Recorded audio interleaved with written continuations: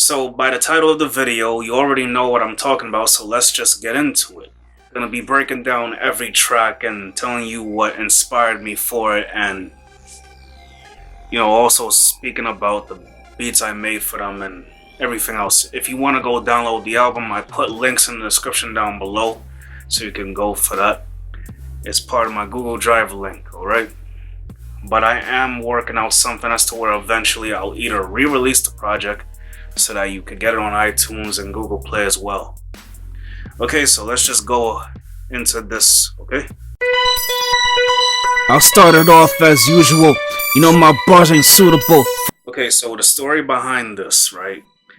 Thoughts for Today is a series of songs I had started back when I was in high school, like my senior year, so a little before I graduated. So I remember fumbling words. I remember hearing a song from Jay-Z and Memphis Bleek sometime, and it was called For the Summer. And that kind of inspired this whole Thoughts for Today type tracks. Another good example would be Daystorm, a YouTuber who did wrap-up songs at the end of the year. And another good example would be a rapper named Skills, who would make these end-of-the-year raps reviewing basically what happened throughout the entire year. Now, like I said, slightly similar, but my songs were called Thoughts for Today. I started the first one, like I said, when I was in high school. And then the second one was during when I was in college. The third one, same thing. And so forth and so on. So this 2017 version was actually on the album. I wasn't originally going to put it on the album. I was going to leave it as a single. But then I said, why not? People haven't heard anything for a while. I gotta put certain things together. Everybody gets in their own damn way sometimes. Okay. So the Shellin' Anthem. Yes. This song was actually recorded in 2015. So only a few people really heard the song. I previewed it like once or twice on my IG page, Bellevue_ENT, which is also my Twitter handle. You can follow those in the links in the description. But yeah, I have previewed this song a while back, but I never released the full song till the project was completed last year. So what I was really trying to do with the Shellin' Anthem was highlight some of the best things I've done as a musician overall, in my opinion, even if other people don't agree with it. But I also wanted to point out that I've done some things that people wouldn't dare do as far as music production, innovative things and things of that nature. And I was also speaking about the fact that I seem to be one of those few artists who doesn't go with the status quo. Seems like your typical story for certain, creative people, but I really went against the status quo a lot when I made music, even now still. I made like one radio sounding hit in a long time, for the internet especially. But yeah, that song was me going against everything that was current and so-called accepted, and a bit of a controversy in there, especially in the first verse. But yeah, it is what it is. And so I don't apologize for it, and I will never apologize for speaking my mind on tracks, period. It's just not something I do. When I made the beat, it was something atmospheric and something I could hear being played on a stage somewhere, sort of inspirational, one of those motivative type songs. Of course, it was still savage with certain things, especially the hook, but yeah, it's an overall good song. I wouldn't call it my best work, okay? I would say it's certainly something worth talking about, though, in terms of the lyrical content. Guess I should tell you we ain't a good match. No Time. Okay, No Time. Now this song, I was really addressing a few things. I'll break down the first verse for you. I was basically talking about certain situations that had came up in my life recently. Through slight subtleties, of course, but it's like,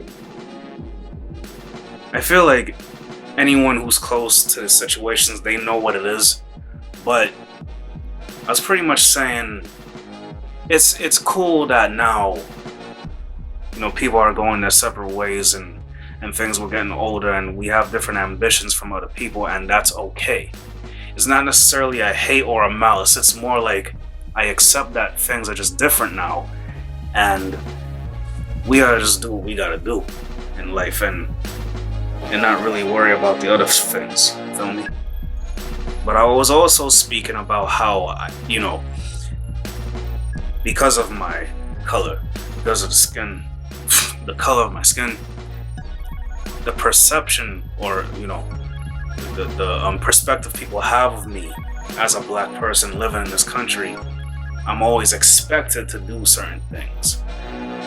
Whether that be from your peers or the government or your co-workers, whoever, really, your family. Certain things are just expected of you. So that's why in part of the verse I say, as a little tidbit, limited by my bare ethnicity.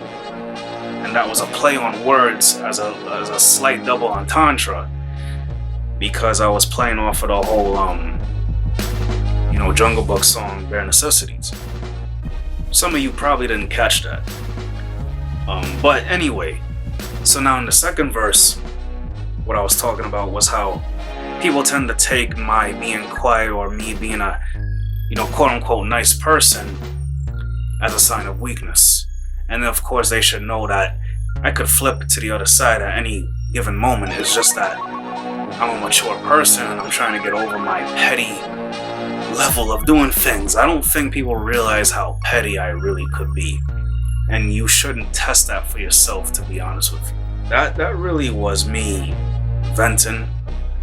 Some people might see it as, oh, this old man just complaining about things and whatever. But no, I would feel that this song is me sort of in retaliation to everything that's been thrown my way. And also to say that people claim they don't have time for things, but really that's not true. Whenever someone tells you they don't have time, what they're saying is they don't have time for you. If you really want to make time with people, you will make the effort. It doesn't matter who it is. It doesn't matter what kind of situation it is, be it friendship, romance, whatever. People make time for what they want to make time for. And so that's my takeaway from when I hear people say, I don't have time. I was making a mockery of this through the hook. But I also wanted to add that with the first verse, I was also criticizing how people criticize the flow. They criticize the style. They criticize how I don't really post things on the internet because, again, we seem to live in this culture of if it didn't get posted, it didn't happen. And I'm not of that culture. I believe in discretion. Most people of the new generation especially don't know what discretion is and never have dealt with it in their life. So they just feel like they gotta share everything. They have something to prove. And I just think it's a bit crazy, a bit superficial, but that's the world we live in right now. I remember way back. Now, I'll put it to you plain and simple. Way back was literally, in every sense of the word, way back was a literal big F you to anyone who said it was impossible for me to make songs that everyone can like. That song was super relatable, not only just due to the second verse, but also just due to the hook and everything else, like the message and everything. Now, I'm gonna be honest, at first I wasn't gonna make the hook or even just parts of verses the way they were, but I just wanted to show how easy it is to make songs that are catchy. and to show you that it's not impossible, even for someone who is considered super lyrical like myself, you know, to be able to do a song like that. So I don't want to hear any more talk about why you don't do certain songs like this. It's really not impossible. It you know, really, it almost took no effort to write those lyrics. And this is really what I'm saying. It's mocking the idea that somehow I'm not capable of making songs that are catchy. So that's where that comes from. I feel like that song was in response to that. Came up with the song on a whim, like a man raising kids who don't look like him. So Psych Ward. Psych Ward was me really showcasing my storytelling. But it was also, again, talking about certain subjects that, you know, otherwise would probably not get spoken about on any other kind of record. This is definitely not one of those radio friendly type songs, and I certainly wouldn't want anyone to hear it on the radio. It's a song that you receive if you're very open-minded and you can get that message right away, as to where I'm always considered crazy. I'm always considered a bit much for some people. My music is not for everybody. I've already stated this numerous times, especially among family and peers, that what I do is not for everybody. And it certainly isn't for little kids. So why would you ever play what I do in front of little children? That's one thing. So yeah, this song is in response to anything that is, you know, current, and people saying, oh, there's no good music anymore. It's okay to be one way online, but really it's a disguise. And some people hide who they are through their posts and things of that nature. And also, with the first verse, I made it pretty clear that masculinity seems to be dying in this country. Listen to the lyrics and you'll see what I mean. You know, it's pretty evident what that stems from. I'm not gonna go any more into it, other than to say I've seen it with my own eyes, and it's happening every day in television, especially. So you be the judge of if masculinity is dying. You let me know in the comment section if that's what you feel. I would say more than half of my demographic is male anyway, probably watching this, so they probably understand where I'm coming from with that. People would automatically assume it's a shot at all women, and it's not. I'm simply saying I see a decline in masculinity. That is all. Take that however you will. That's my opinion on the world right now.